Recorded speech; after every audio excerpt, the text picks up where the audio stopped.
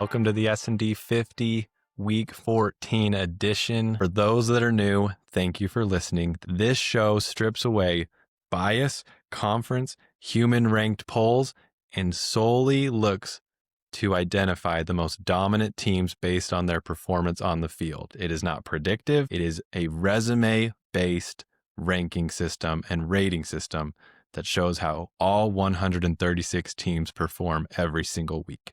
Spencer, how are you and what are you drinking tonight? I'm doing great, and I gotta say that was a great introduction. I couldn't have summed up what the S&D 50 represents any better. I'm actually drinking bubbly sparkling water, bubbly brand, cherry flavor tonight.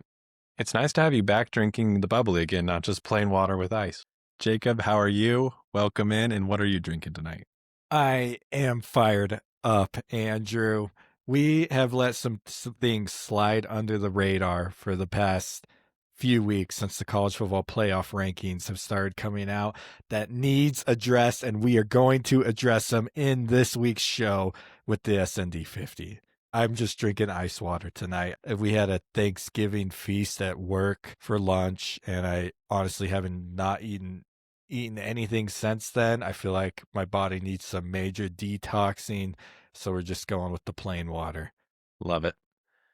We want to thank each and every one of you who have watched our videos all season. If you're watching this for the first time, thank you. Please subscribe to our YouTube channel. If you're into getting the full 1 through 136 rankings, you can find that on our Patreon. And I just want to thank Spencer on the front end of this show. It takes us probably about 16 to 20 hours of time to put together the graphics, the model, and record the show, edit the show, and publish the show. You do all the graphics. Thank you for all of your work on this. You are the man. And again, please subscribe to our channel.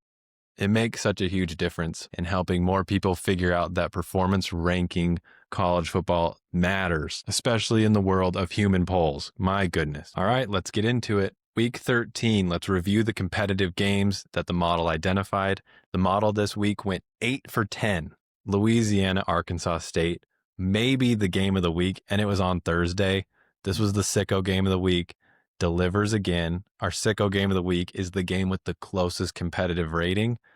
Arkansas State loses in the final play of the game at the goal line, 2-yard line. Incredible.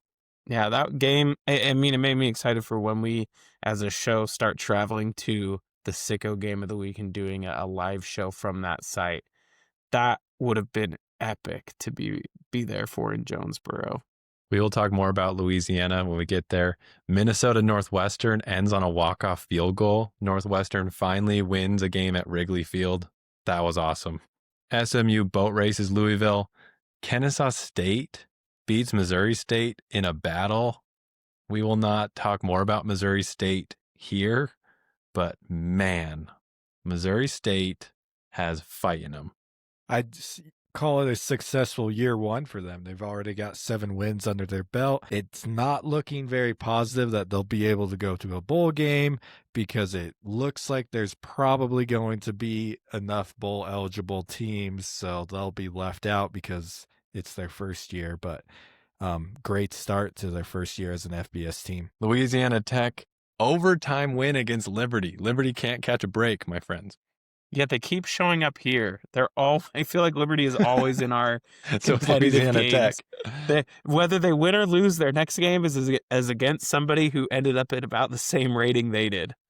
So just getting knocked back and forth. New Mexico State and UTEP, 34-31. Between teams of 127 and 125. I was watching a broadcast that was just bagging on this last week of football, saying that it was a terrible week.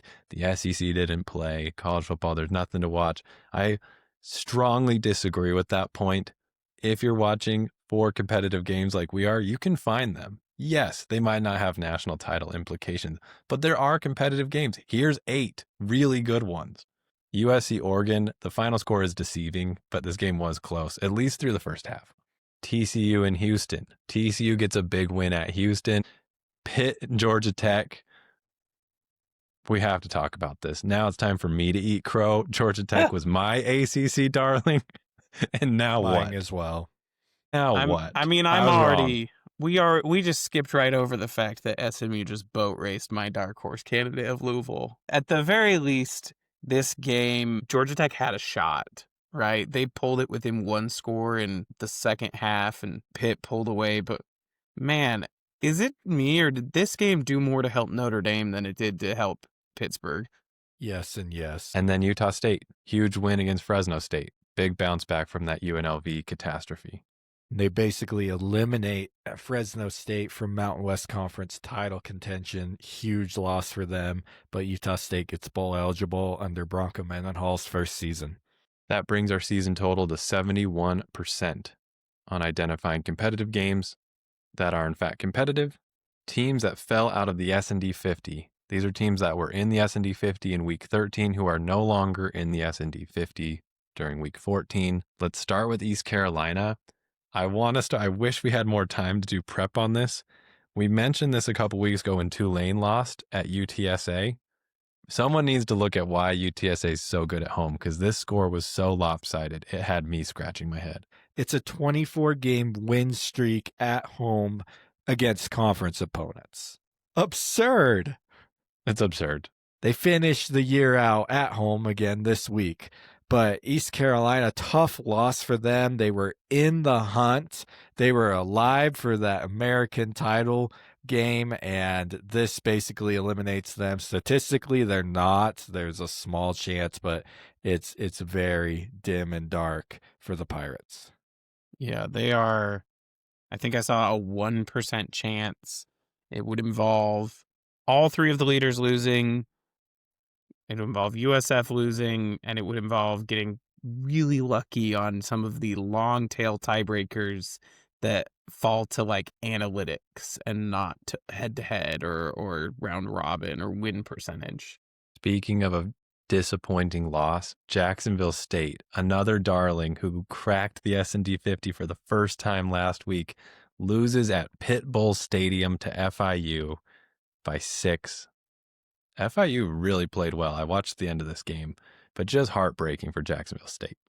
Yeah, we'll talk more about FIU in a minute, but Jacksonville State still in control of their own destiny. Yep. They are playing basically what you would call a semifinal game this week against Western Kentucky. Winner of that is in the Conference USA Championship game. Kentucky and Louisville both drop out of the 50 this week, and they get to play each other this week. It's a beautiful thing that they're doing it together, but Kentucky gets crushed by Vanderbilt. Louisville gets crushed by SMU. It's kind of perfect. We'll preview that matchup later in the show, but for now, here's where they stand. Houston. I told you before, Houston is number 57. That feels right. They were 25 in the AP poll last week. Come on, people. Come on. TCU puts that to rest, 17-14. And Nebraska just gets sadder. Nebraska's had very close losses that were competitive. They lose Dylan Raiola, and then they get crushed by Penn State. A couple of weeks ago, Nebraska still had genuine playoff aspirations. Well, speaking of a couple weeks ago, Spencer, that's when Matt Rule signed his contract extension, and then the losses started to come. Yeah, you got comfortable. You got cozy. Well, the Nebraska fans were very paranoid about Penn State picking off Matt Rule, so they locked him down. And these are the teams in Week 14 that are not in the S&D 50 that we still want to talk about. Jacob, why the heck is Middle Tennessee State here at number 131? It's because they won a game, and that they're matters. 2-9.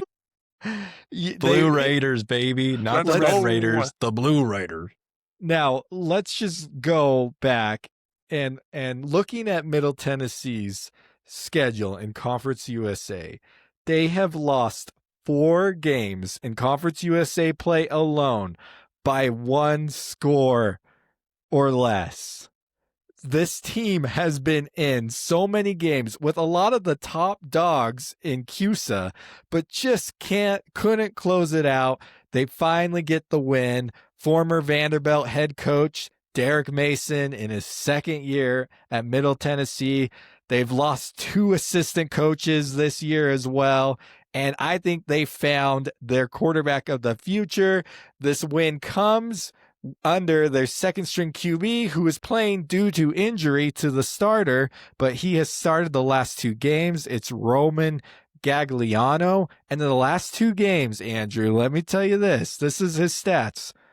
383 yards passing, 88 yards rushing, 2 touchdowns.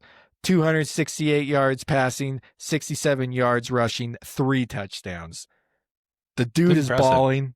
Those are great numbers, especially for a backup coming in mid-season due to injury. Middle Tennessee, I'm expecting more from you next year. FIU, here they are. Pitbull's favorite school of all schools. They beat Jacksonville State.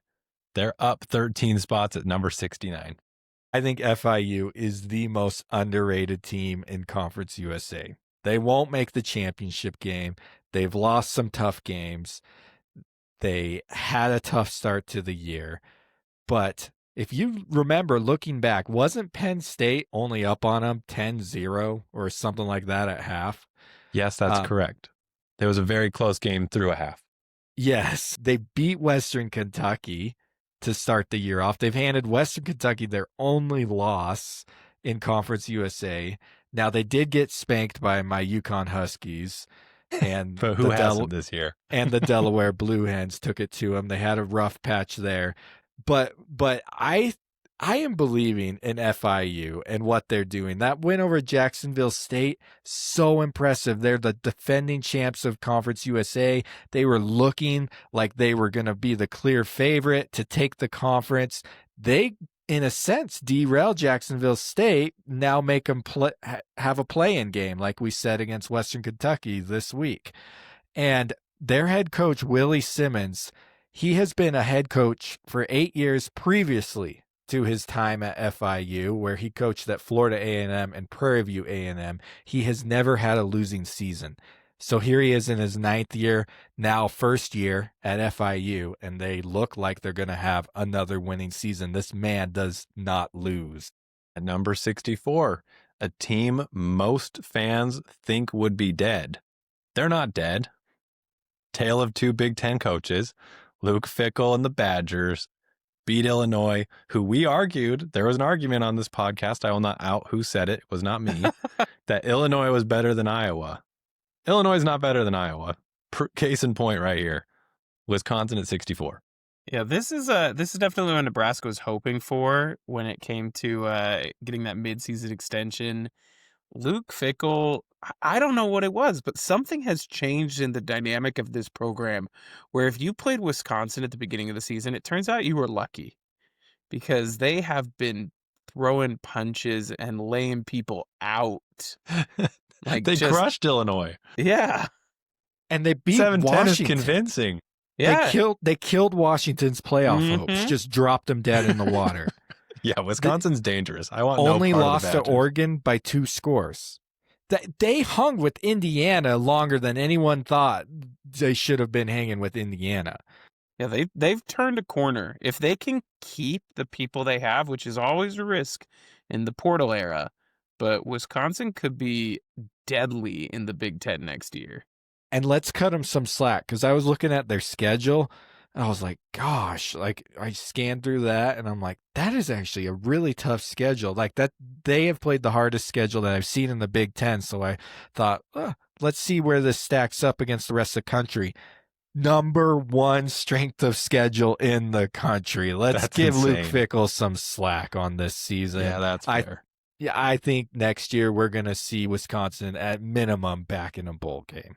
Yeah, I think they only have one bad loss, which was a kind of unexplainable home loss, probably a letdown game after losing to Alabama. That was when they lost at home to Maryland.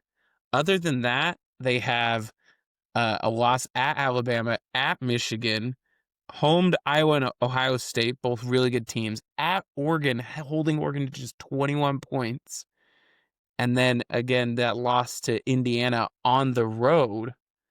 And, wins against a ranked Washington team when they played them, a ranked Illinois team when they played them. This team is good. They play Minnesota this week.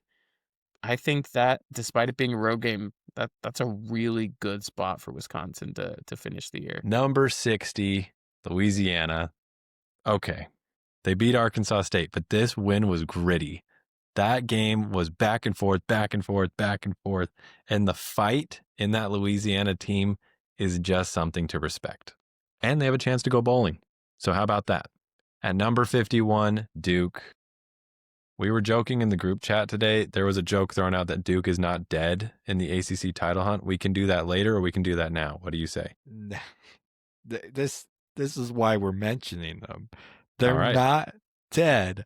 I saw someone write an article today that said that they're just as close to a national championship as they are to having a losing season. But I don't know if I quite agree with that one. But Quite the take.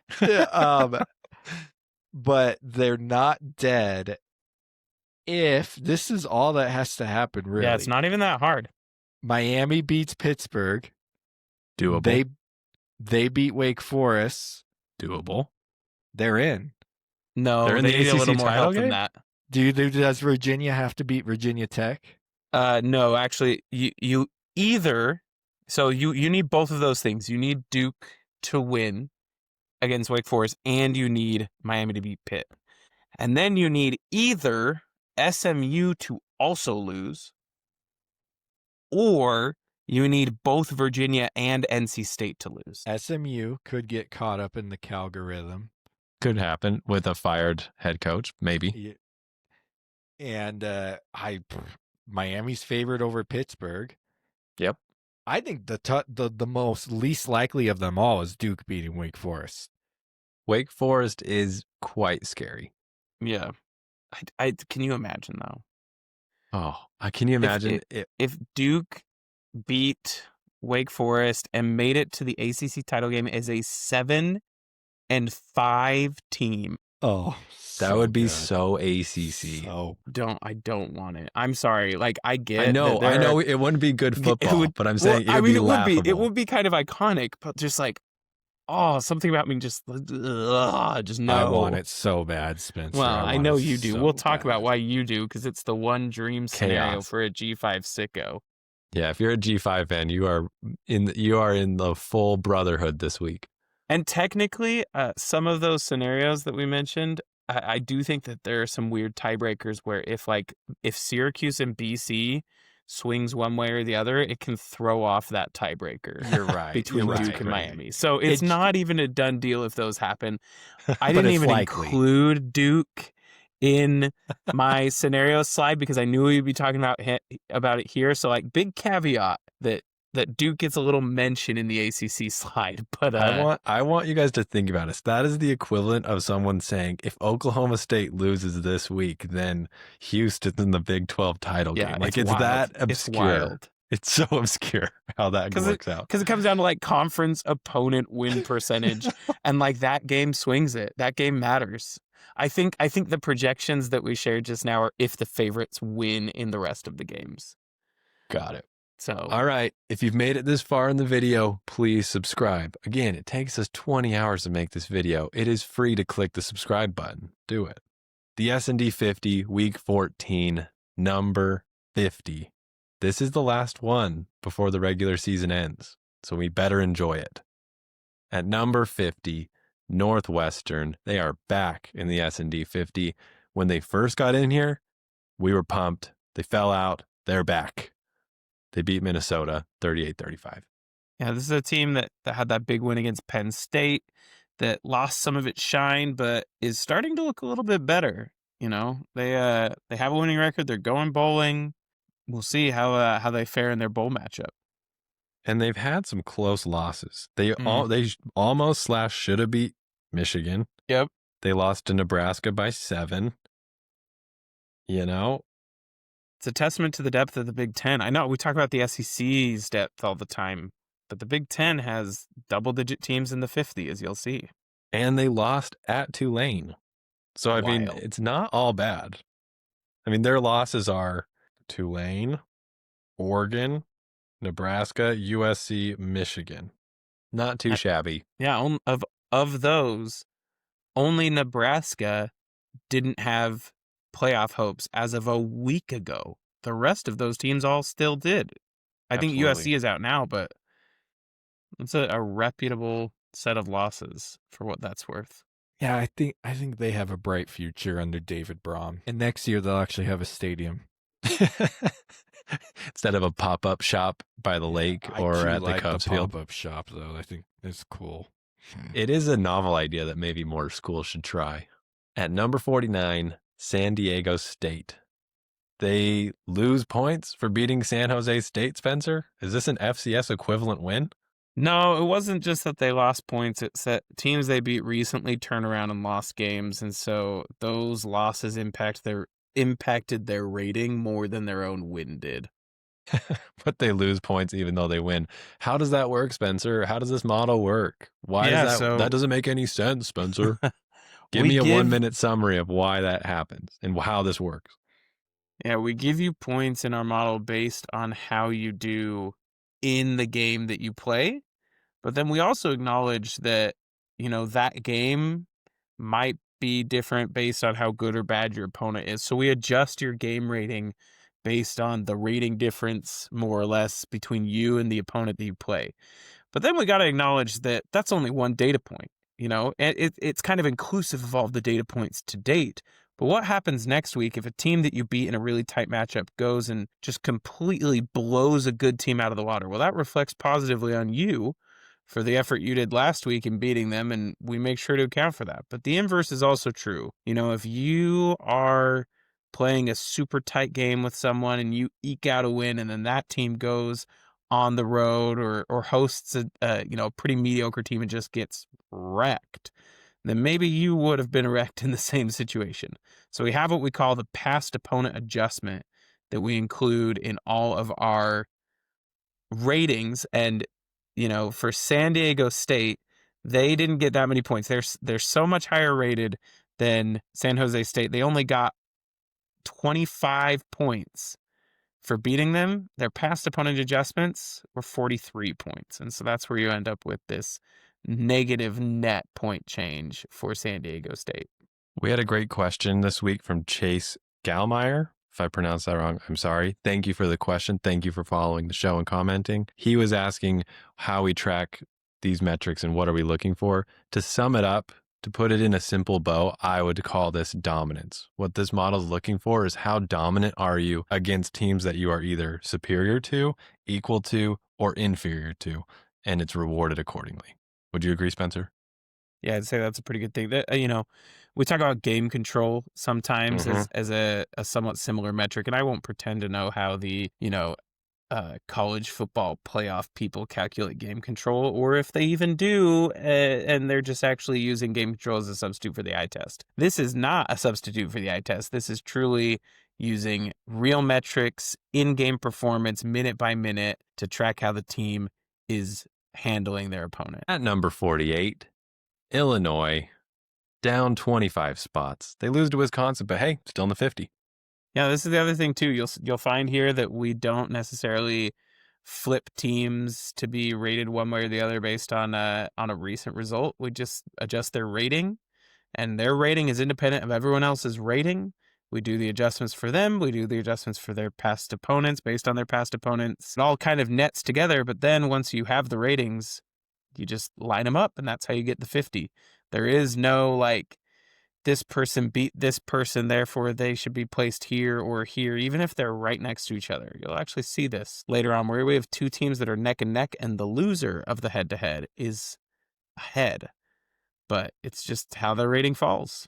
So you're telling me you do it differently than the College Football Playoff Committee does it. They were saying that they see teams in groups, and that one group's higher than the next group, and the next group's higher than the next group. But the S&D just gives them a rating point and just says, wherever that falls, that's where we stick you. That's 100% correct. Because and they've created the playoff committee has created these imaginary lines saying this team can't pass that team because that would mean they'd make a jump up to that group. Correct. Yeah, we don't believe in that here. Every team has a chance every week to improve their resume regardless of what's happened. Again, adjusted for previous opponent performance. But outside of that, yeah, you can look at Illinois down 25 spots in 1 week. That's insane. Northwestern up 13 in a week. At number 47, another team that was dead, no longer dead, Clemson. They beat Furman. Doesn't mean much. They got 3 rating points, but they stay in the 50. They have a big one against South Carolina. We will preview that later. At number 46, plank, plank, plank, plank, plank. Is that 4 planks? 4 planks. 4 planks for Kennesaw Do they State. keep their past planks for falling out? That's the question. It's like helmet stickers. They do in my heart. We put a plank up for every week that Kennesaw State's in the 50s. Spencer didn't get the memo. I'm the one who made the graphics. I'm sorry to our viewers. But they beat Missouri State. That's a big win. You might not recognize the name because they're new to the FBS, Missouri State, but that's a huge win for our fighting planks. And in control of their own destiny to make the conference championship. Win this week and they're in. At number 45, back in the S&D 50, South Carolina. Now here's why our model's flipping awesome. Yes, South Carolina, you read that right. They are 4-7. But they're at number 45 over teams who have far better records. They're ahead of teams with far better records than them. Why? Because South Carolina has played really good teams. And you got to keep in mind, South Carolina is all of 2 plays from having wins against both Alabama and Texas A&M. Correct. I mean, they're a field goal away from beating A&M. They are literally a play away from beating Alabama. Yep. So I love seeing South Carolina here at 45. They have Clemson. Again, we will preview that later. And what they did against Coastal was just mean. And Jacob, you thought Coastal had a chance. This just proves that South Carolina is about it. Okay, Jacob, I'll let you have the honors. Back for their second appearance in the SND 50, number 44. Ladies and gentlemen, our UConn Huskies beating Florida Atlantic 48-45 off of a last minute touchdown to cap off the season. This was their last game of the year. Now they sit with their fingers crossed, holding their breath, hoping they get a bowl invite because they're an independent and they do not have a bowl tie-in. Don't ask me what the athletic director is doing, letting them be independent and not having a contract signed with a bowl game. So I don't know if UConn's going bowling, and it's a shame because this is a great Husky team. Last year they played in the Wasabi Fenway Bowl. Let's hope they can get back to something in the Northeast like that. Yeah, I got a question for you. If UConn was to go find a conference, who do you think they'd go to? Rumor has it that they are still on a Big 12 or bust. They think the Big 12 is their most likely. It's a great fit for basketball. I know we're not a basketball pod, but if you're a UConn athletic director, put them in the Big 12. It works out for football. It works out for basketball. I feel like it's got to be the ACC, though. You know? Well, for regional purposes. Well, but if you for basketball, UConn. But the ACC is going to disintegrate. It's not. That's holding on by a thread. You don't want to join a conference that's on content. the end. That's off-season content. I don't. Needless to say, I agree with Jacob. Big 12. And UConn's such an interesting school. They are a basketball. They literally make their athletic decisions based upon basketball.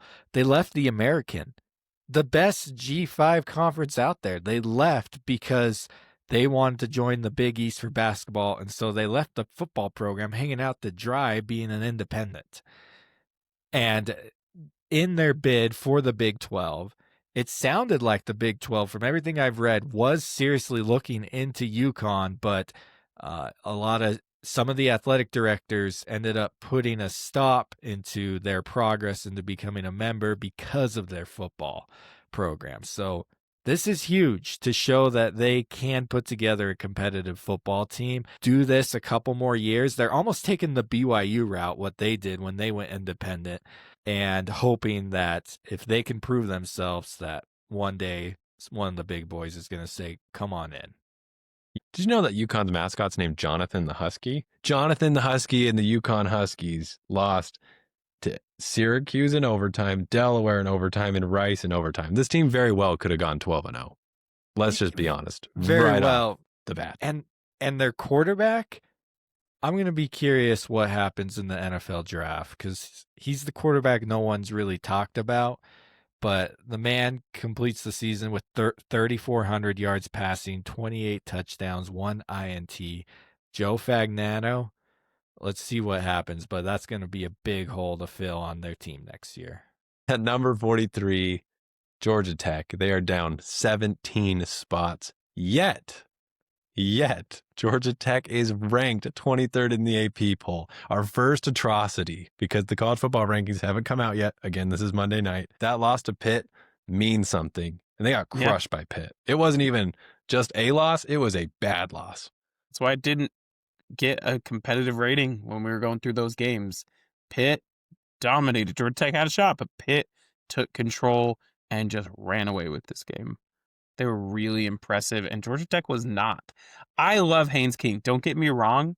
I think Haynes King is a genuine, like on a different team, he's a genuine Heisman contender. Because again, this is a Georgia Tech team who's 9-2 against what is possibly the weakest ACC schedule out there.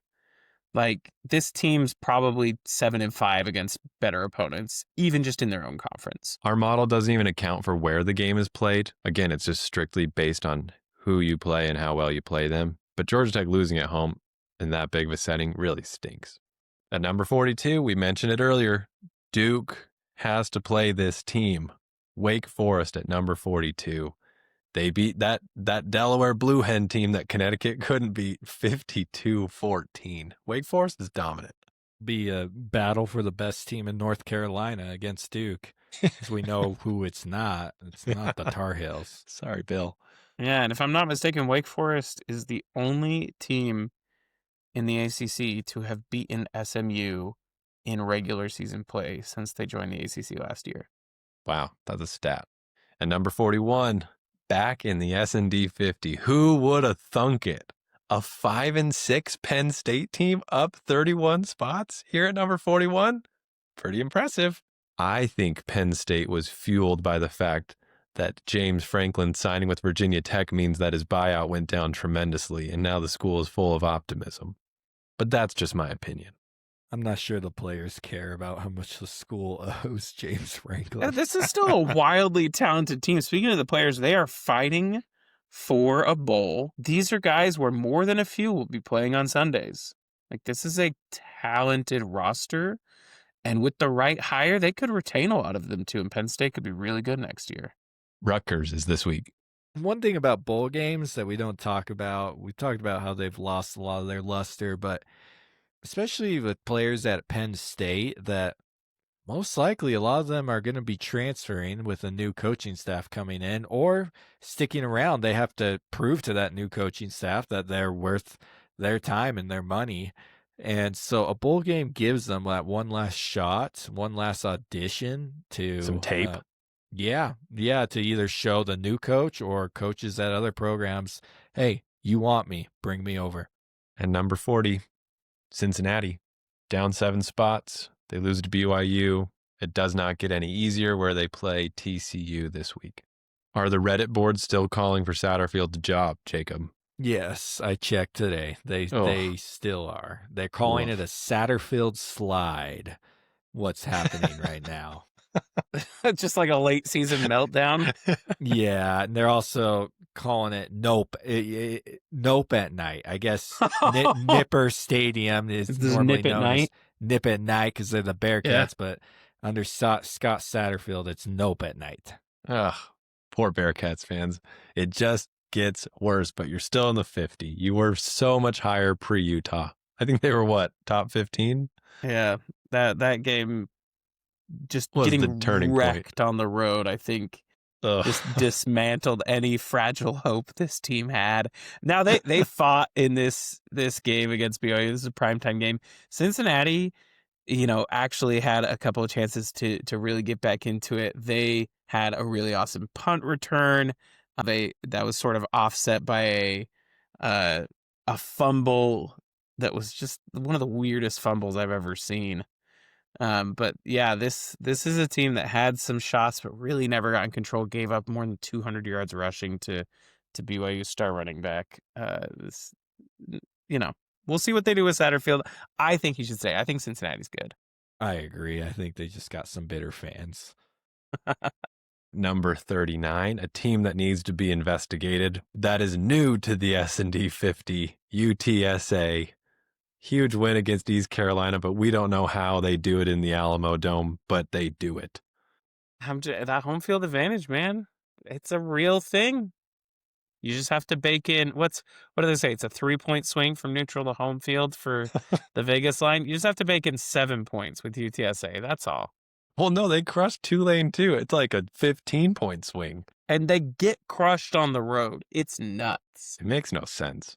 It makes no sense that they're here at all. Like, look, Cincinnati's 7-4 in a Power 4 conference. UTSA is 6-5 in the American, and here they stand.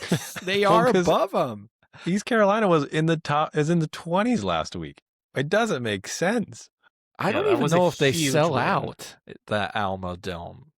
It'd be hard to. It's a huge stadium. I don't think they even sell that place out, but apparently the crowd noise is just wicked bad. Harder than the blue turf right now. And number 38, this one just hurts my heart. Kansas State. There have been some teams that have had some bad breaks. Kansas State might be on the list of worst breaks you can have in a single season. They lose to Utah in a heartbreaker where they could have, should have, would have, had every right to win, and they lose. Up by 10 with around 4 minutes left. Ugh. Which keep in mind that up by 10 should have been up by either 13 or 14. Yes. The whole reason they were up by 10 is because they were ahead by 12 after scoring a touchdown, and Kansas State decided to go for 2 to try and make it a 14-point game through a 100-yard pick 2, not a pick 6 because it is a 2-point conversion, and Utah got 2 points. That's what made it a 47-37 game instead of what should have been either a 48 or a 49-35 game. They rushed for 472 yards and lost. Insane. Just alone, Kansas State rushed for that much. And on that pick, too, what made it even more sad for the Wildcats, there was a PI flag thrown against Utah on that play that the refs decided to pick up and wave off. And number 37, Old Dominion. They're back, baby. I had Georgia Southern as an honorable mention last week. Jacob shoots me a text and says, how about that Georgia Southern team you love so much? I don't have much to say. 45-10 is convincing. Yeah, and I was asking because what Old Dominion's been doing the last couple weeks, thoroughly impressed with. They look like they might be the best G5 team right now, but they're not going to they don't got a chance. They won't even get a chance for their conference because they're sitting behind dominant James Madison, who we haven't seen yet, because they are definitely the second best team in the Sun Belt right now. And Colton Joseph has now reached over 2,500 passing yards, 900 yards rushing, just 100 yards more, and he'll be that 2,500, 1,000 player. And Old Dominion's cooking. It's just a shame that it's not going to lead to a conference championship. The season that could have been. 36, Dan Mullen and those Rebels. UNLV beats Hawaii 38-10. Hawaii's a good team. It's a good win. Yeah, good win. Hawaii struggles on the mainland, though, and UNLV exploited every single one of those struggles. UNLV with a shot to be in the Mountain West Conference title game. They will need a bit of help, though. And unlike San Antonio, Las Vegas feels a lot more appropriate of having road woes when you go to visit. But, who am I to say? At 35, Jacob called this. LSU is at 35. They only are up 88 rating points in a squeaky tight game against Western Kentucky. The spread for this game was egregious. We thought so. It ended up being so. Wasn't that spread like 22 points? Yep. Oh, gosh. And we barely even got 22 points scored. 23 total. 23 total between the two teams. LSU, lot of noise going around that program right now. Is Lane Kiffin coming? Is he not? Are the taxpayers going to have to pay Brian Kelly? Are they not? Is Brian Kelly's son going to pull up his shirt for everyone to see his dad on his stomach, or is he not? What does the BK mean? Anyways, who knows what's going on with LSU, but 35, still talented. It'll be an exciting offseason for him. At 34, TCU. These Horned Frogs do not go away. Up 16 spots. They can prove it again against Cincinnati this week. They really upset Houston's long shot attempt at making it to the Big 12 title game, shut them out of that chance. And it's funny because Houston actually had some beneficial tiebreakers, but now they don't even get a shot. And TCU, a couple of weeks ago, was looking like a team who might have made it themselves, back in form after a couple of tough games. At 33, the Iowa Hawkeyes, they win another close game that comes down to the very end against Michigan State. I have now nicknamed this team the Heart Attack Hawkeyes. That is free for anyone else to use. But man, they finally get one. At 32, South Florida, eliminated from the American title game, correct? No, they still technically have a shot. We'll get into that one. It is a long shot, but there are actually, technically speaking, 5 teams still alive in the American race. Though it's really a 3-team race. Here's my question for you, Jacob. What happened with South Florida? The win against North Texas looks so good. That loss against Navy really hurts. Why is South Florida here right now?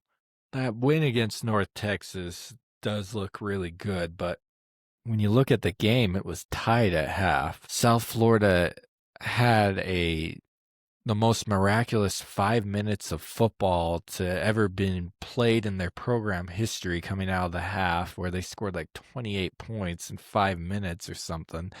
And then the rest of the game, if you take away those 5 minutes, that game's actually going into overtime. They lost to the 2 teams you can't lose to, and they're just not going to be able to rebound from that. And as badly as everyone wanted them to be the G5 darlings this year, hate to tell you, but it's not them. Speaking of a darling that no one saw coming, at 31, New Mexico. They beat Air Force handily. Not very many teams can say they've done that this year. This week they have San Diego State, another team in the 50. New Mexico not only has a shot at the Mountain West Conference title, they do need some help. They have to beat San Diego State this week, which is a big ask. But looking at the S&D 50, everyone thinks of San Diego State as the better team. If you did not know about the S&D, San Diego State is favored to beat New Mexico in Albuquerque right now. Now it's just a 1.5 point odds, but the S&D showing New Mexico has the more impressive resume. And if the Lobos beat the Aztecs and Utah State stays hot and beats Boise, New Mexico will be in the Mountain West Conference game, and they will be hosting the Mountain West Conference Championship. At number 30, Iowa State, not dead, everybody. They're not dead. I mean, dead in terms of playoff hopes, but not dead in the 50. They're here at 30, up 14 spots. Convincing win against Kansas. Not dead, but dead to the rest of the country. They are taking zero notice of Iowa State. Nobody cares that they're winning again because they went on that 4-game losing streak. Sad. At 29, Washington.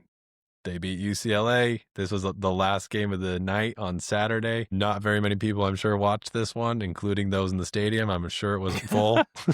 Sorry, UCLA, for the stray. It was a total beatdown. Yeah. Convincing win. 8-3 is a good year for the Huskies. Oregon should not be sleeping on these Huskies. No. Absolutely not. This could be a 9-3 team and a playoff spoiler. Yeah, not the time to catch Washington right now. Mm-hmm. Washington at home.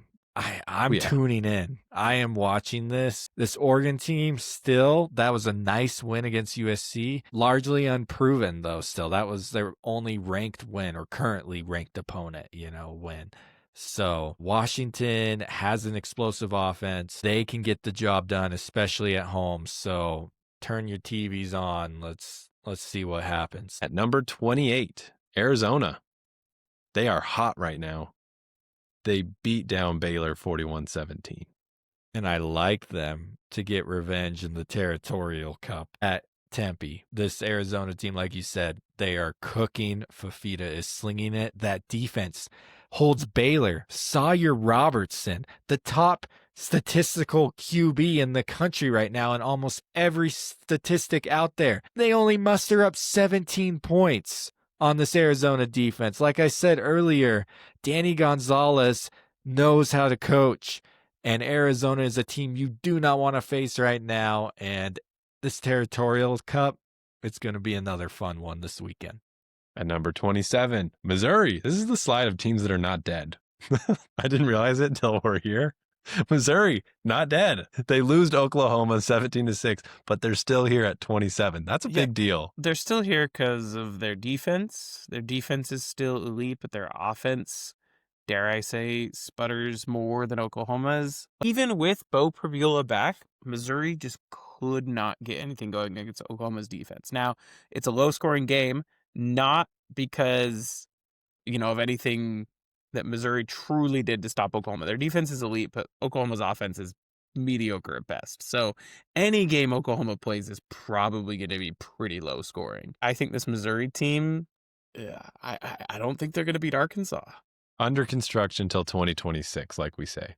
At number 26, Tulane.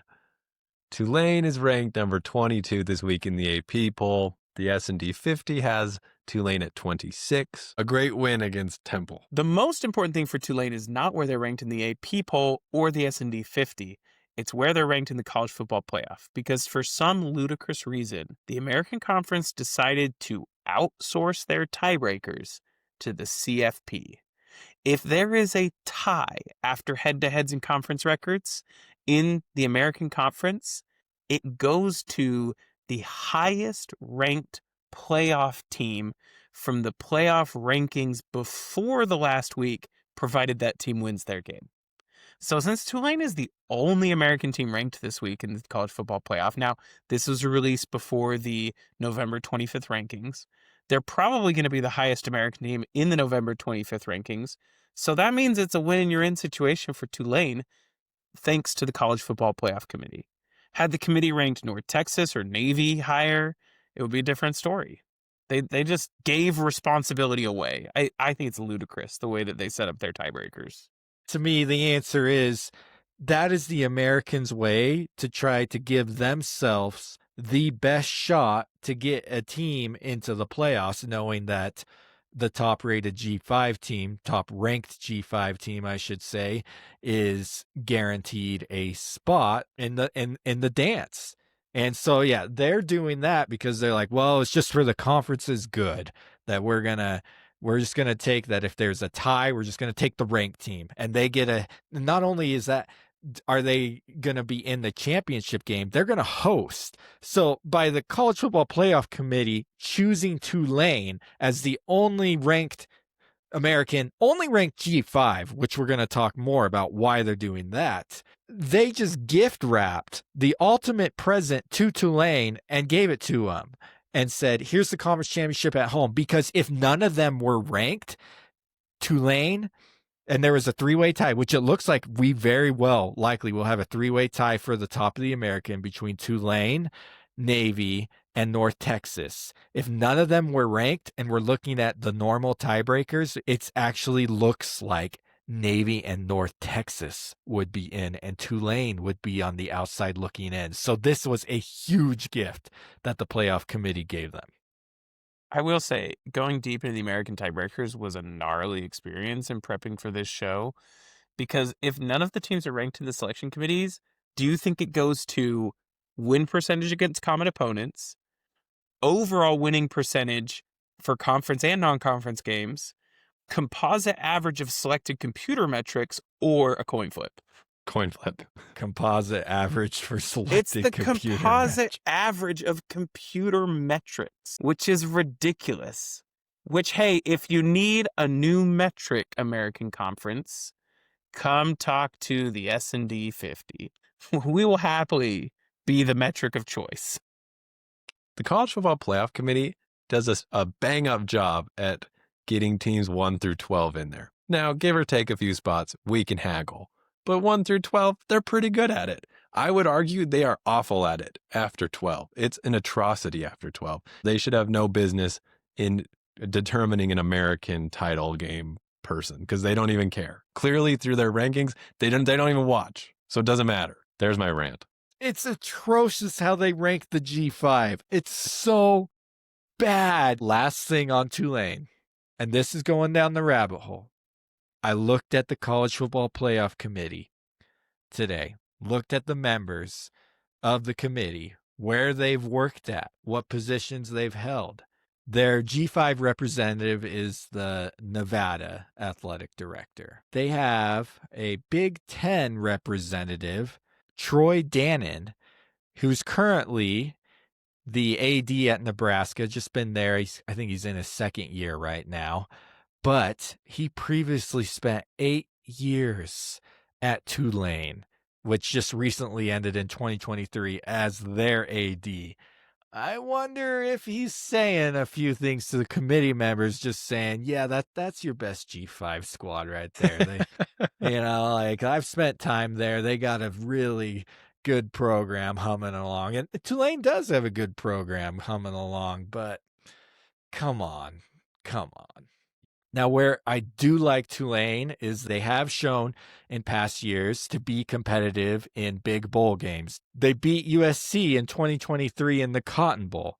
They have an experienced quarterback who led BYU into the Big 12 and gave them 11 wins last year and an Alamo Bowl victory. So this team could be dangerous still if they make the playoffs. And number 25, wouldn't you know it? Navy ahead of Tulane. Navy was on a bye. This week, Navy has Memphis, and boy, stakes are attached. Yeah, the funny thing is, unless Navy gets ranked by the College Football Playoff Committee ahead of North Texas, then this actually is a situation where the American tiebreaker is going to favor North Texas. Navy really wants either Tulane or North Texas to lose just to clean up the tiebreaker mess because they have that head-to-head loss to North Texas. And the way the American tiebreakers work are if at any point in the process a team comes out of the multi-team tiebreaker, then the remaining teams revert back to the two-team tiebreaker, which Navy would lose to North Texas.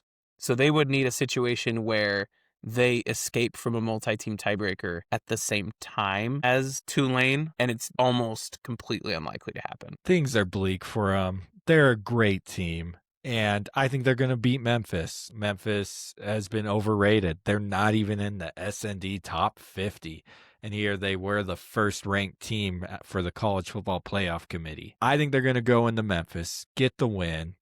They're banking on Charlotte to beat Tulane. Oof. That ain't happening. Charlotte's won one game all year. Temple to beat North Texas. Jeez. North Texas, one of the hottest teams in the country, was scoring. Now Temple is a scrappy team. That I'd probably put more weight into that game happening than the Charlotte game. But been a good year for Navy. It's tough to potentially see it without an American title appearance. At 24, Virginia. They were on a bye in week 13.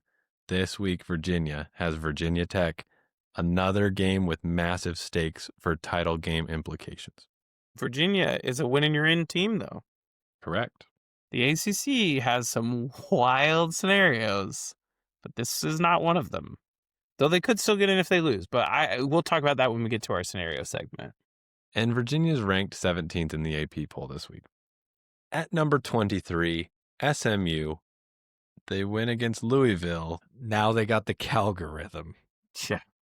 But I actually, as badly as I want to see Duke in the ACC championship, I believe Virginia is probably going to beat Virginia Tech, and I believe SMU will probably beat Cal, and then all these ACC scenarios are put to bed, and we got SMU versus Virginia in the title game.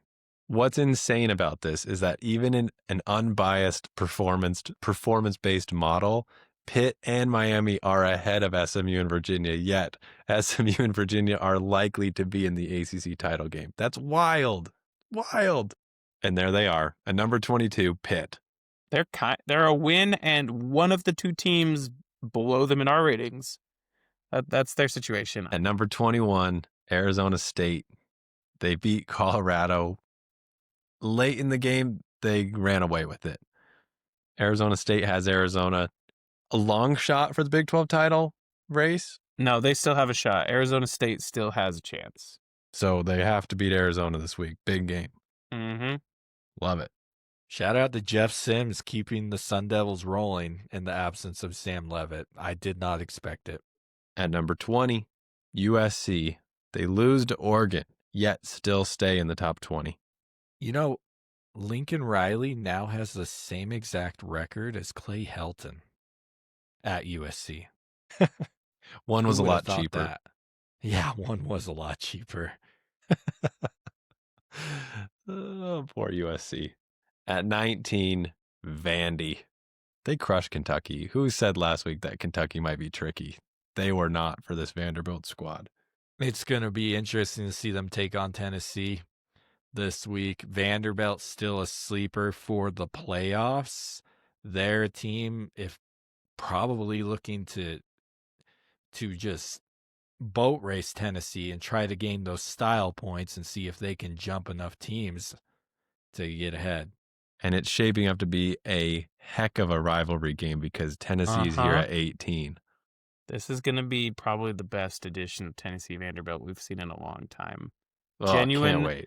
playoff stakes here because Vanderbilt with enough chaos can make a solid case to be a 10-2 SEC team to be included, especially if you have Utah or BYU slip up. You know, this is a Vanderbilt team waiting in the wings, ready to slide in. Here are my two questions about Tennessee, Jacob. One, if Tennessee loses to Vanderbilt, does that mean they have not beat a single SEC team with a winning record? Two, can Joey Aguilar still get the Peyton Manning passing record that we've mentioned every week for the last 3 weeks? It's not looking as bright, I would say. It's still possible. Aguilar has got to ball out in this game and the bowl game. Peyton Manning holds the record at 3,819 yards. Joey Aguilar currently sits at 3,145 yards. So he's going to need over 300, more like 320-ish, 330 in both this game and the bowl game. So possible, but it's going to take some good gunslinging from Aguilar. They've only beat Arkansas, Mississippi State, Kentucky, and Florida. They haven't beat a single team on their schedule with a winning SEC record. Miami at 17. They beat Virginia Tech out of the state of Florida. Big deal, but now they have to go to Pitt and do it again. We have no idea what other teams they're putting respect on. North Texas is 10-1 in by far the best G5 conference. They lead the conference. They have the best record. They're boat racing teams.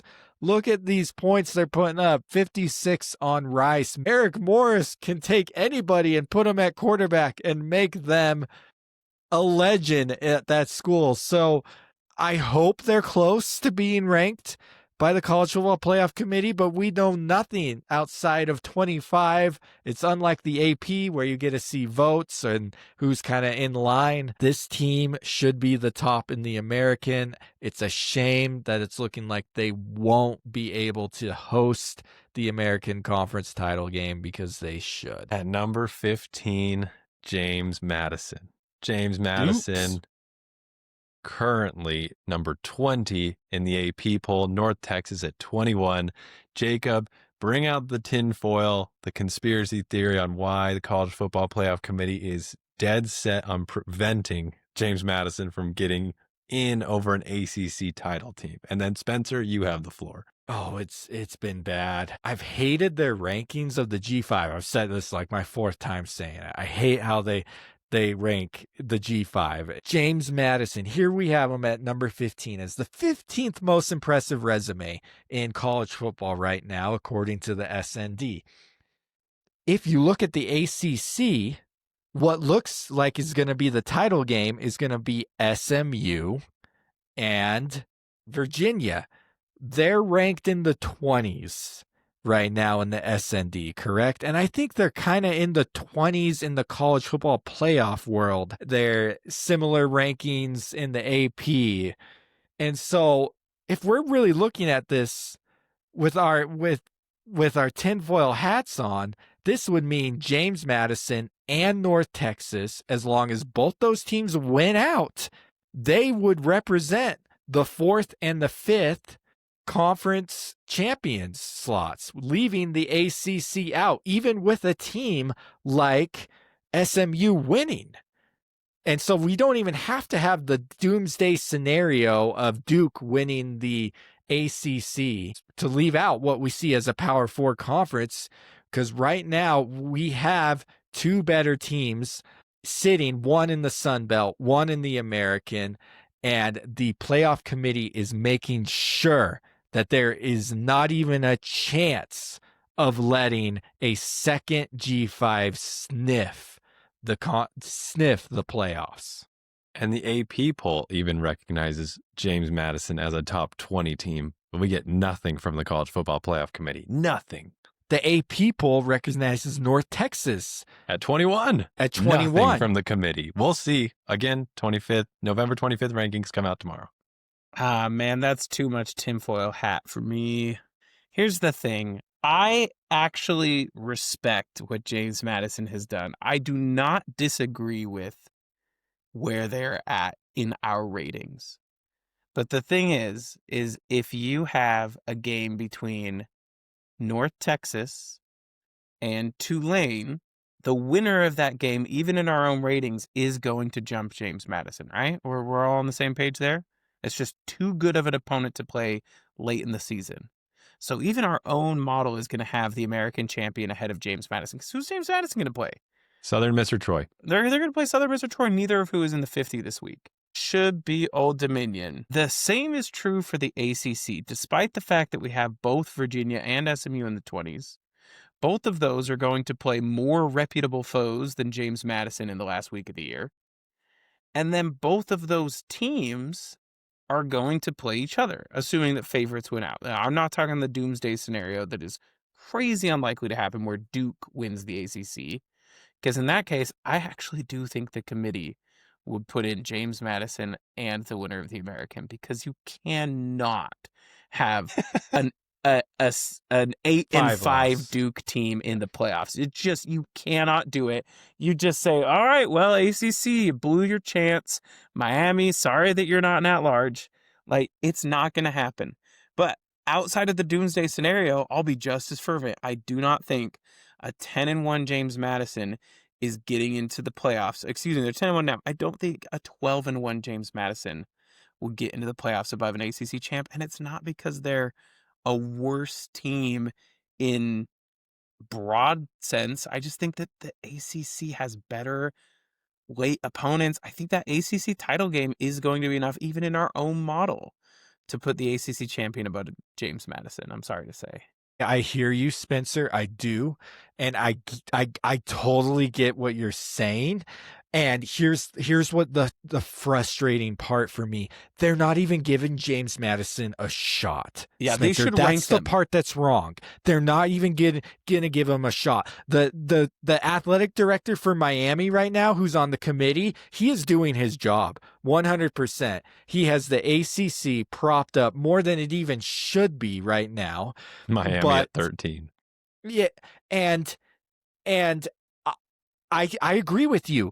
If, say, SMU beats Virginia and SMU beats Cal in the last week, then they beat Virginia in the championship, they might jump James Madison even in the SND 50. And if that were to happen, I could accept it.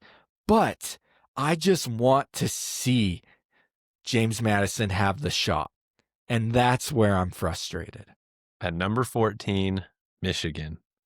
It's been a long road, a long season for the Wolverines, a lot of ups, a lot of downs, but they play Ohio State with everything to play for this week at home.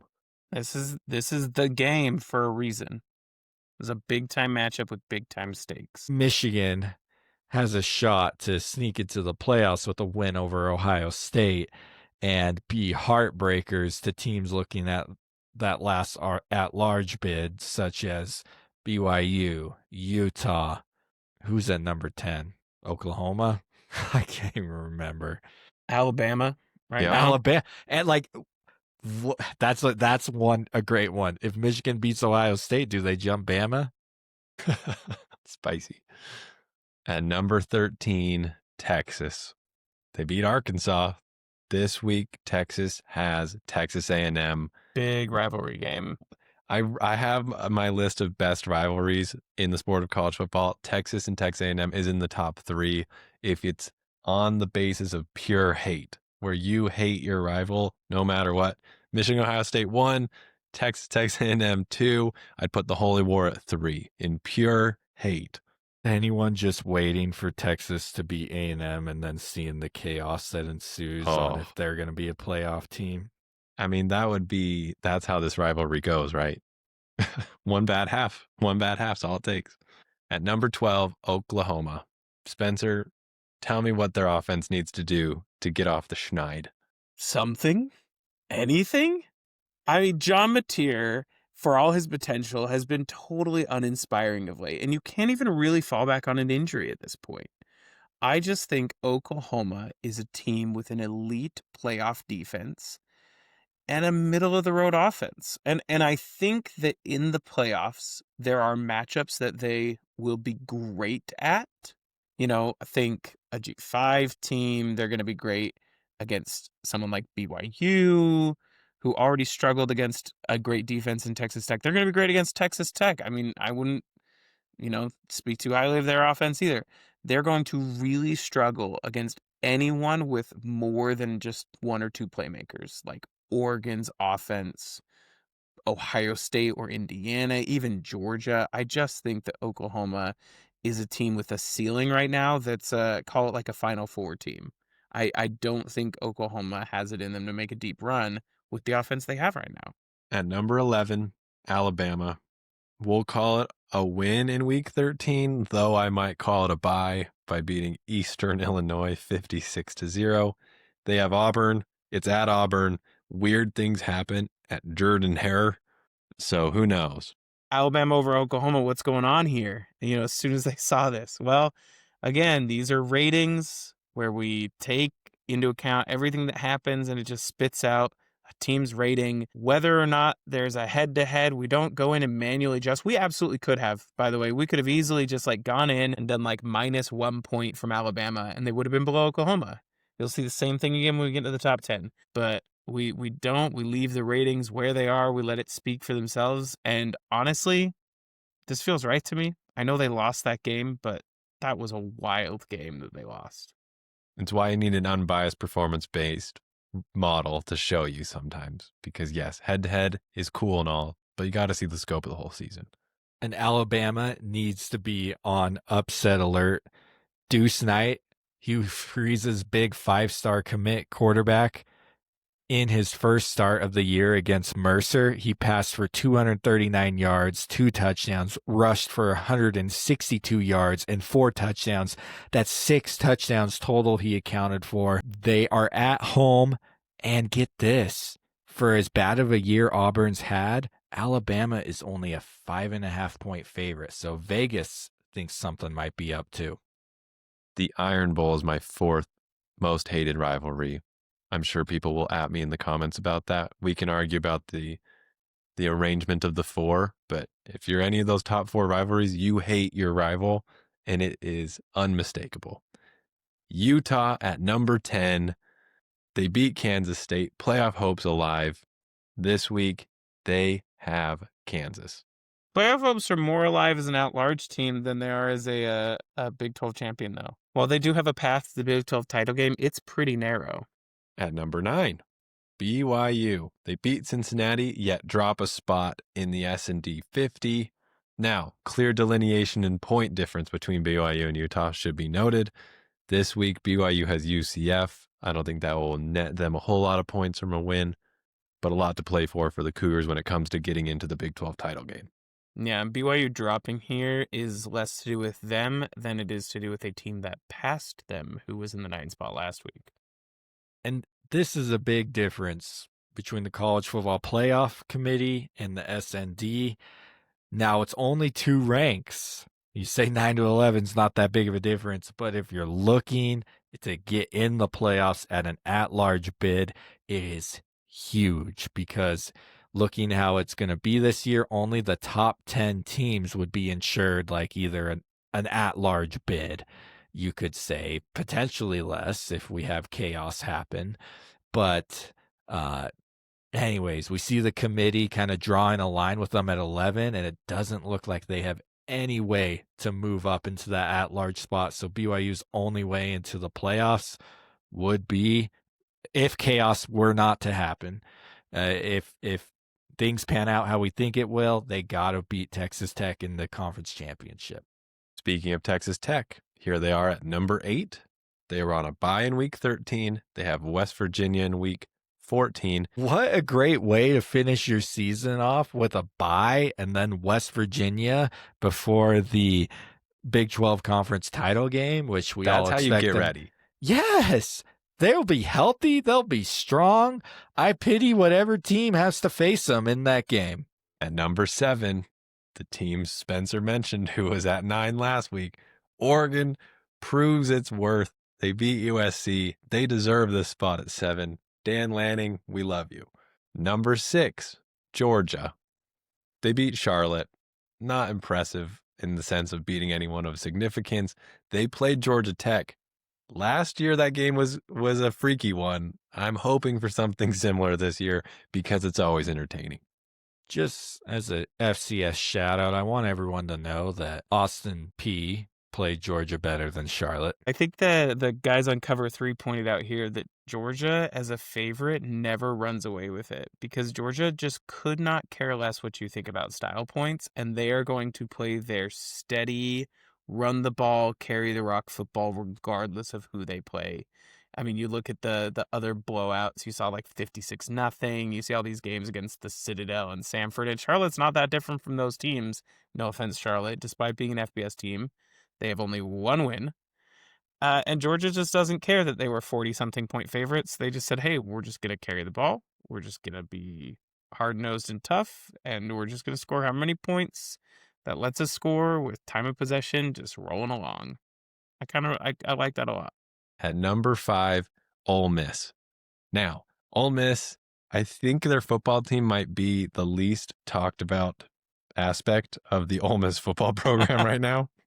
If you follow any news outlets on Lane Kiffin in his future, I will continue this trend, not with Lane Kiffin. We have to talk about the S&D point differential between Ole Miss and Georgia right now because this is outrageous. Spencer. Let me pull up the decimals for you just to really drive home how close this is. Ole Miss at number 5 with a rating of 6,025.30425. And we have Georgia at number 6 with a rating of 6,025.24875. For those keeping track at home, that is a difference of less than 0.06 rating points. In a rating scale in the 6,000s. In the 6,000s.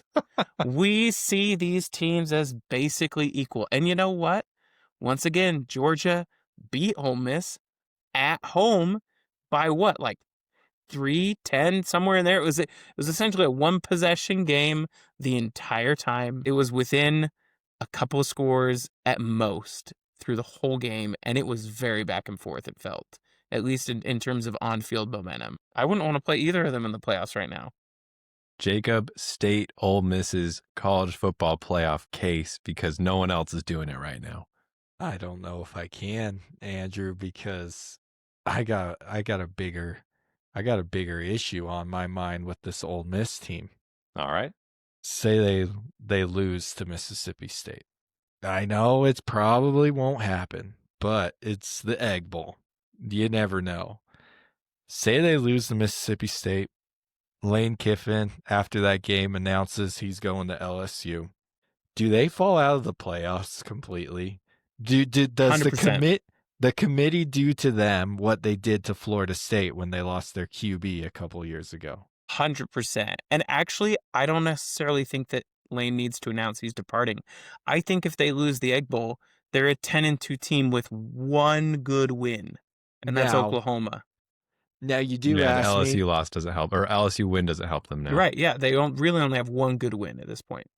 Yeah, but the S&D has believed in them for quite some time, so that makes me believe. Well, we believed in Mississippi State. Mississippi State is a top 10 team at like week 3 or 4. Now we don't even have Mississippi State in the 50. If they lose this game, mark my words, they're dropping at least 20 spots. No, they're actually pretty far up. I'll give you that. They're dropping at least 10 spots. Okay. Chaos will ensue if they lose this. Poor Ole Miss. If that's how it all ends, poor Ole Miss. They had a great year. I think if they lose, they're out. Among the other 10-2 teams, I mean, who are you going up against? You're going against Notre Dame, who is red hot. They're not going to beat Notre Dame. Yes, they have the head-to-head Oklahoma, and maybe that saves them. But you've got a 10-2 Utah team. I would say they're better than Ole Miss. 10-2 Alabama team. I'd say they're better than Ole Miss. Like, it just gets hard, and I don't think they're in. My playoff case for Ole Miss is this. If they do get in, set aside the rest of the chaos. They can pass it, they can run it, and they can play some stout defense, especially in their front. So here's what I'd say. You don't want to play them. They can score, and they can score fast, and they can stop you. And they got a QB who already has one natty under his belt, winning the D2 national championship at Ferris State, old Trinidad Chambliss. At number 4, this is our spiciest ranking. You have yelled at us on the internet. There are near 1,000+ comments about how dumb the S&D 50 is for having Notre Dame at 4. Spencer, make the case why Notre Dame is a top 4 team and why this model is correct. And then Jacob, you can follow it right up. I mean, the score speaks for itself. Syracuse is Juiced 'em. not good. I loved that meme that NBC put out. Yeah, it was like a gif of a leprechaun juicing an orange. 70-7 is just destruction incarnate. And the thing about that is, too, this is a team that just beat the Pat Narduzzi giving up before it starts Pitt Panthers, but Pitt turned around and just smacked Georgia Tech to the ground. That's a proxy win on back-to-back weeks if I've ever seen it. And so I just really think this Notre Dame team is probably, despite the 2 losses, if you were to only consider the most recent 10 weeks, they'd be undefeated, right? If you were to only consider the most recent 10 weeks and just blind rank everyone without knowing how they performed in the first 2 games of the season, yes, they'd be undefeated among many teams that are undefeated, but they would be number 1. I think that Notre Dame team, the way they've been destroying opponents, they would be number 1. And for those at home who think, well, you're giving the Syracuse win too much credit, they got 56 rating points for it. You're wrong.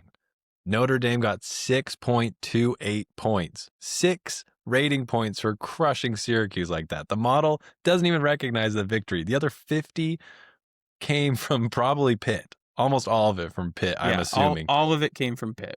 Yeah. So we're not even giving credit to the Syracuse win. It's a blip on the radar, and they're still here at 4. Notre Dame is legit, and they deserve to be here at 4. People can remember the Brian Kelly days and think they're fraudulent. But this team was in the national championship last year. Get over it, Jacob. Just because you don't like the team doesn't mean they're not good. That's all I'm going to say because, wow, I didn't realize there were so many Notre Dame haters out there until the S&D started showing them as a top 5 team. We're not even Notre Dame fans. No, we're not. Like, no one here is. This surprises us, too. Yes. Like, I wouldn't put them in my top 5 if I were ranking teams, but you better believe I'd put them in my top 10. Yep. I actually am of the belief that the head-to-head against Miami doesn't really matter that much unless Miami turns it around and also shellacks Pitt this weekend. And for the model's sake, that happened in week 0 or week 1. That was the first game of the year for Notre Dame. The model doesn't remember. It's been so long. We have so many more data points. We can't hold on to that, people. And their other loss to Texas A&M. Speaking of which, right here at number 3, that was a close game, right down to the wire. Texas A&M here 11-0. They have a bye essentially against Samford. Texas A&M has to beat Texas. I think Texas is the sneakiest 8-3 team that everyone discredits because they're still 8-3. Texas A&M has to beat their rival, and then they got to go to the SEC title game and then do the playoff. It's a lot of pressure here on Texas A&M. At number 2, Indiana, a team most of us have forgotten about at this point because they had a bye in week 13. They have Purdue this week, and then Big Ten title game, which Jacob said last week they might need to just sit out. What do we have to say about Indiana this week? They're good.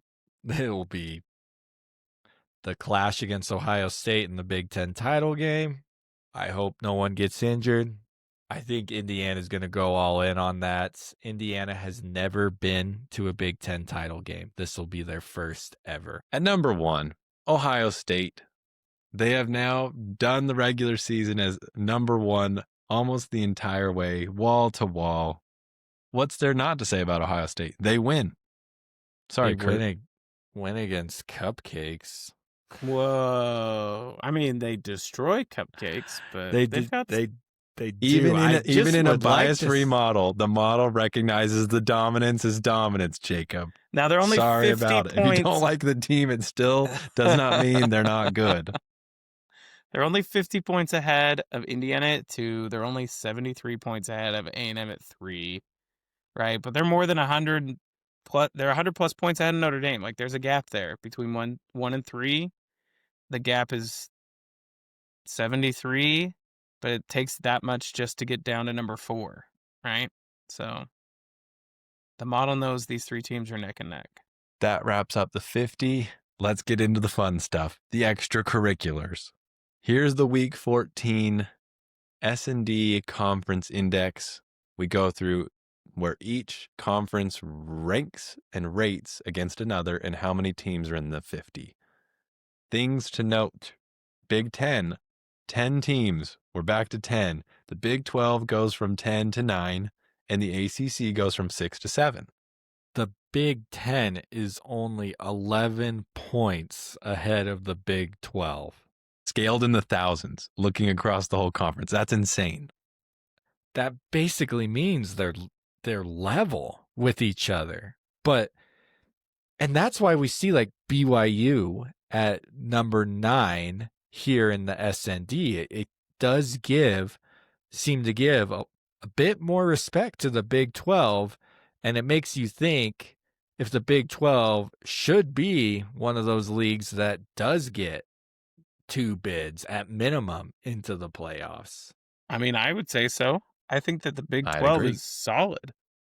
The committee in the world does not see this at all, does not see the Big 10 and the Big 12. They kind of do. They have 3 Big 12 teams ranked in the top 12. Yeah, but they have a grouping, like they have that invisible line below Alabama at 10 saying, sorry BYU, sorry Utah, you're just not quite on the same level as these guys. Yeah, it's true. They do see a gap there, but at least, they give the Big 12 more respect than the ACC this year. That's why you need a model that shows and ranks and rates all 136. I'll say it till I'm blue in the face. That's index. Here's quads. We look at sets of 4 in each conference and see how they compare one to another. Major shakeup at the top. Spencer. We have a new top quad. Ladies and gentlemen, the Big Ten A group, buoyed by the continued success of Ohio State and Indiana, and more than anything by that big win, Oregon over USC, brings our top 4 Big Ten teams to an average rating of 60-60, of the top 4 SEC teams with a rating of 60-24. And a flip-flop at the top for the first time all season.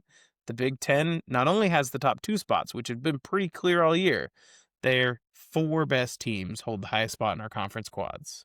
The ACC now jumps back over the American. The ACC-A is now ahead of the American A.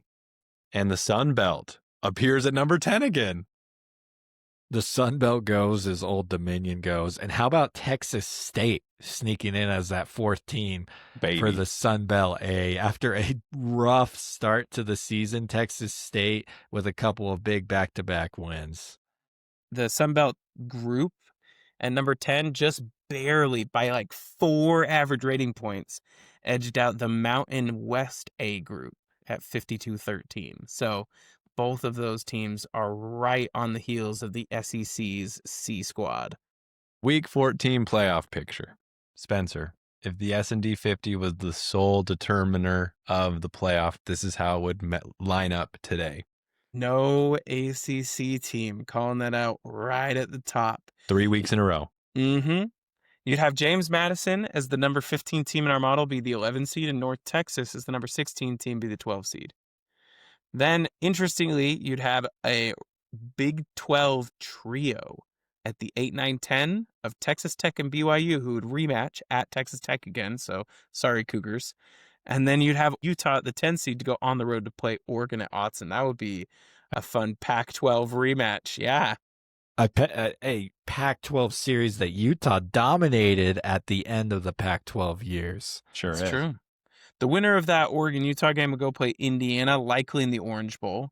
The winner of Texas Tech BYU would go play Ohio State, likely in the Rose Bowl. And then you'd have your SEC teams. You get 3 of them in here. Ole Miss and Georgia would host the G5 winners.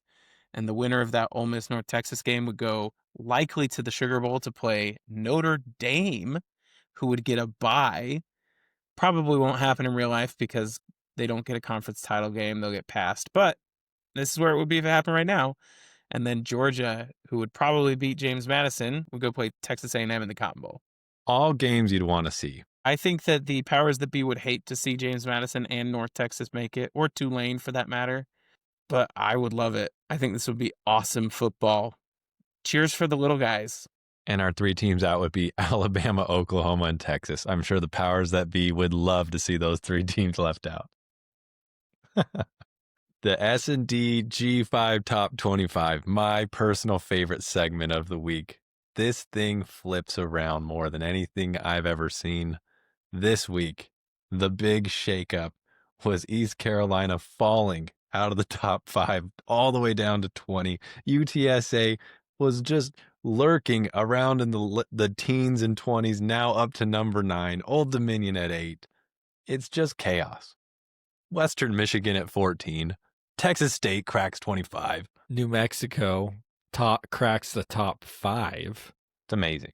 UConn cracks the top 10. I believe we are destined to the G5 eventually having their own playoff. And so that's when I look at these top 25 G5 teams, I'm just imagining what a playoff format would look with them, a 12 team or 8 team, whatever it would be. Like looking at the top 12 teams here, I'm like, who gets left out?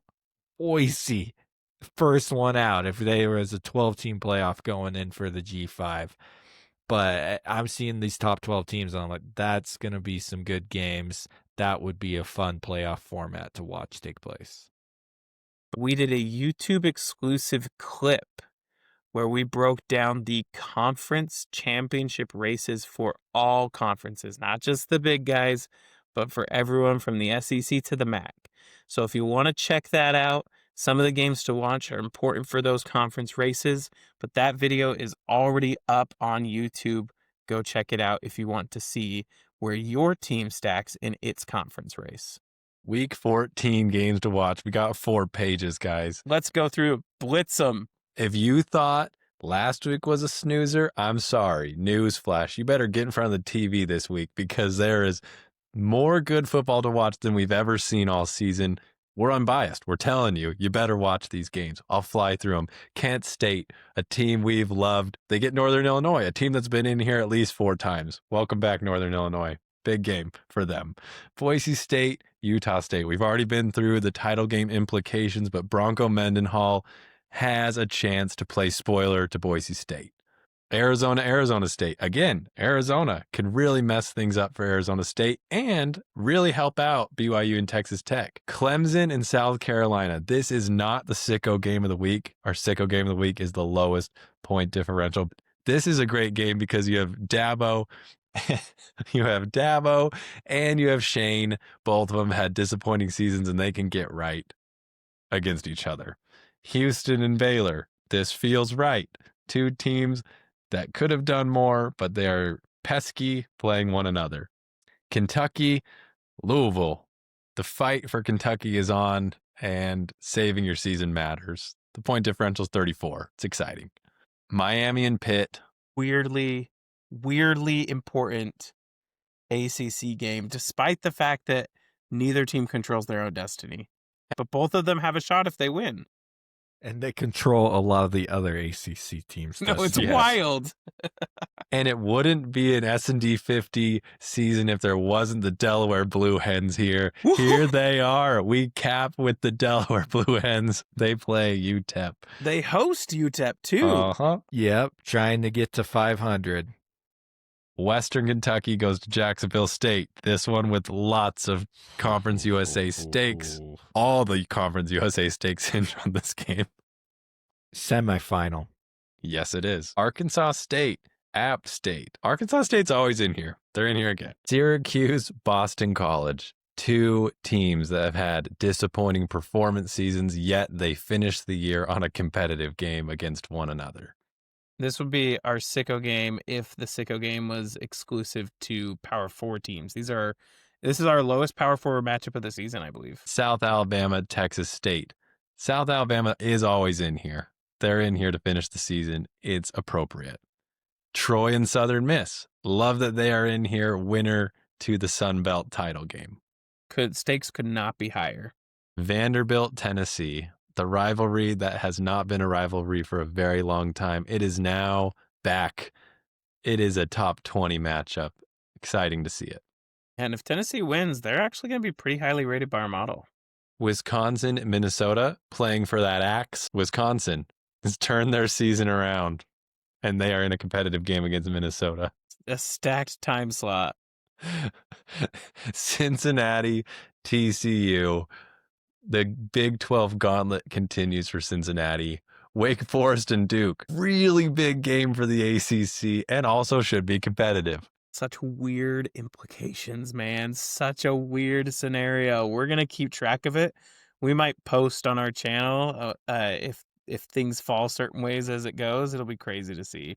Florida State, Florida. A rating differential you would expect at the end of the year. A rank situation you would not have expected. I expected this to be 15 and 3 and 13, or maybe 5 versus 3, not 75 versus 73. This will be a good game to watch, and they hate each other. I'd also put this in the rankings of most hated rivalries. It's up there. Maryland, Michigan State. This, my friends, is the sicko game of the week. It is not the game you think of, but this is the closest rating differential between two teams, and we shall see how it pans out. We will see if we end the year on an undefeated sicko game of the week streak. Northwestern Illinois. One team on the upswing, the other on a downswing. We will see who will come out victorious. That's it, man. All 20 games. This is a loaded slate. Everyone expects that for rivalry weekend, but there's good action here, top to bottom, starting on Friday. And this does not include Auburn, Alabama. This does not include Michigan, Ohio State. This does not include Texas, Texas A&M. Folks, the TV will be on, and it will be a good time. It's not all the games. There are some games that didn't make the close matchups that start even before Friday, but the one I'm going to want to call out that's not on our games to watch because the rating differential is actually pretty high. Navy has a tricky road game at Memphis. Could knock them out of AAC title contention. That wraps up our pod for this week. Spencer, thank you for putting all those graphics together. It's a heck of a thing you're doing. Thank you. Thank you. Appreciate your support and helping me out this week. Jacob, you brought it again, as per usual. Thank you for all of your insights, your passion, your love of the game, your love of the G5. We could not do this without you. I just hope that my words don't fall on deaf ears and we can get this atrocity of James Madison not being ranked fixed. We'll see.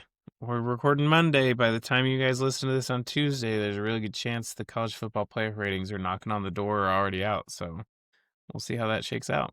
And thank you to all who have listened. Your comments mean the world to us. We get so many comments from each of you saying how much you've enjoyed the pod, the videos. We just are so happy to provide value that makes watching college football better. This model has really increased our love of college football, and it was already super high to begin with, but now we're even bigger sickos because of it. We hope it's done the same for you. Share it with your friends, subscribe to the channel. Have a great Thanksgiving, enjoy that family time, and most of all, enjoy the gosh darn football this week. Have a good week, everybody. Bye.